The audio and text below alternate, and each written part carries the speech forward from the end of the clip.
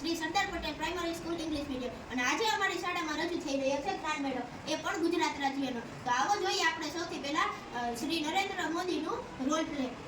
Shri Krishna, my name is પ્રેસ. આજે હું નરેન્દ્ર મોદીજીનો રોલ પ્લે કરવાનો છું. નરેન્દ્ર મોદીજીનું પૂરું નામ નરેન્દ્ર દામોદરદાસ મોદી હતું અને તેની માતાનું નામ હીરાબેન, અને તે ભારતીય અને તે એમએલએ બનવા હાટુ ભારતીય જનતા પાર્ટીમાં કેશુભાઈ પટેલની બદલે તે ચીફ મિનિસ્ટરમાં મુખ્યમંત્રીમાં જોડાયેલા હતા અને 2001 17 સપ્ટેમ્બરથી લઈ અને 2014 સુધી તે મુખ્યમંત્રી રહ્યા અને 2014 થી લઈ અને 2025 સુધી તે આજે પ્રધાનમંત્રી રહ્યા અને 2001માં 7 ઓક્ટોબરમાં ભૂપેન્દ્ર પટેલ સીએમ બનવા માટે સિલેક્ટ થયા. Thank you. હવે આપણે જોઈશું સહજનો સરદાર વલ્લભભાઈ પટેલનો role play. My name is સહજ.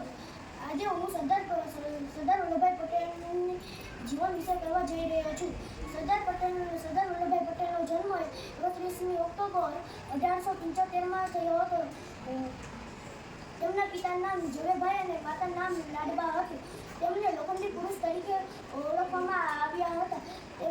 તેમને ઘણા આંદોલનમાં ભાગ લીધો અને સ્વતંત્ર ભારતમાં પ્રથમ પ્રધાનમંત્રી અને ગૃહમંત્રી બન્યા.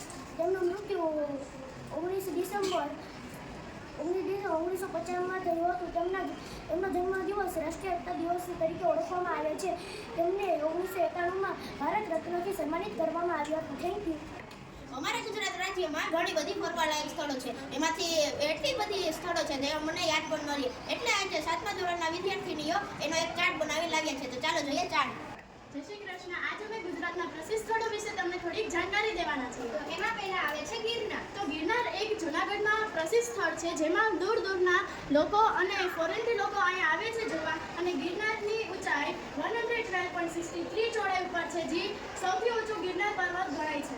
ત્યારબાદ આવે છે સૂર્ય મંદિર. તો તમને લોકોને ખબર જ હશે કે સૂર્ય મંદિરની સ્થાપના છે તે સોલંકી વંશના રાજાએ કરી હતી. ઘણી વાર્તાઓ અનુસાર છે સૂર્ય મંદિર છે તે બહુ ઉપર ટોચ પર આવેલું છે. હવે આવે છે સીધી સૈયદ જાલી, જે અમદાવાદમાં આવેલી છે. તેમાં ઝીણી વર્કવાળી ડિઝાઇન કરવામાં આવી છે, જે ત્યાંની બહુ પ્રસિદ્ધ કહેવાય છે. ત્યારબાદ છે સ્ટેચ્યુ ઓફ યુનિટી. તો તે સ્ટેચ્યુ ઓફ યુનિટી એ નેતા વલ્લભભાઈ પટેલની સ્મારક છે. આ સ્મારક સરદાર સરોવર બંધની સામે 3.2 ઊંચાઈ છે.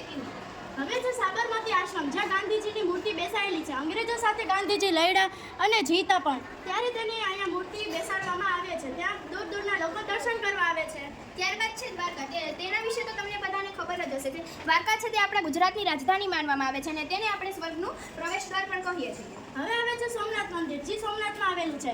ત્યાં શ્રી કૃષ્ણ બેસાયેલા છે. દૂર દૂરના લોકો ત્યાં દર્શન કરવા આવે છે અને આ મંદિર 12 જ્યોતિર્લિંગથી બનેલું છે. બહુ સરસ છે. સોમનાથમાં 12 જ્યોતિર્લિંગ છે. ત્યાં દૂર દૂરથી લોકો દર્શન કરવા આવે છે અને તેનું એક આખું દ્રશ્ય બહુ સરસ જોવામાં આવે છે. અને ત્યારબાદ છે ગીર સફારી બાગ. એ તો તમને ખબર જ હશે કે સાસણમાં આવેલું છે. ત્યાં ઘણા બધા સિંહ અને 2375 જેટલા તો પ્રાણીઓ છે. તેમાંથી તો 75 જેટલા પ્રાણીઓ છે તે છે સૃષ્ટિમાં 300 કરતાં વધુ પ્રકારના પ્રાણીઓ, પક્ષીઓ અને 75 જેટલા સરીસૃપ પ્રાણીઓ છે. ધન્યવાદ. ગુજરાત રાજ્યની વાત હોય અને ખાણીપીણીની વાત આવે એવું તો બની જ શકે. તો હવે 6ઠા ધોરણના વિદ્યાર્થીનીઓ તમારી સામે રજૂ કરશે ખાણીપીણીનો ચાર્ટ. જય શ્રી કૃષ્ણ. મારું નામ છે સુરભ્યા સોનગા. આજે અમે ગુજરાતની વિવિધ વાનગીઓ વિશે જાણીશું. પહેલાં આપણે તેના નામ જાણી લઈએ. ઊંધિયું, હાંડવો, થેપલા, ફાફડા જલેબી, ખમણ ઢોકળા, કઢી ખીચડી, બાસુંદી, લોચો, ખાંડવી અને દાળ ઢોકળી. તો હવે હું લોચો વિશે માહિતી આપીશ. લોચો એ એક જાતના ફરસાણનું પ્રકાર છે, જે માત્ર ગુજરાત જોવામાં મળે છે. લોચો એ વિશેષ કરીને સુરતી વાનગી ફરસાણ છે, જેનો ઉદ્ભવ અને પ્રસાર સુરતમાં થયો હતો. તો હવે હું ખાંડવી વિશે માહિતી આપીશ. ખાંડવી ગુજરાતની ફરસાણ છે. આ વાનગી ચણાના લોટમાંથી તૈયાર કરવામાં આવે છે. સામાન્ય રીતે ચણાનો લોટ એકદમ ઝીણો લોટો હોય છે, કે જે બજારમાં બેસનના નામથી વેચાય છે અને છાશમાંથી આ વાનગી બનાવવામાં આવે છે. હવે હું તમને ફાફડા જલેબી વિશે માહિતી આપીશ. ફાફડા ચણાના લોટ ઉપરાંત અડદની દાળના લોટમાં પણ બનાવવામાં આવે છે. સૌરાષ્ટ્રમાં અને તેલના ગાંઠિયા પણ કહેવાય છે. ફાફડાને સ્વાદિષ્ટ બનાવવા તેમાં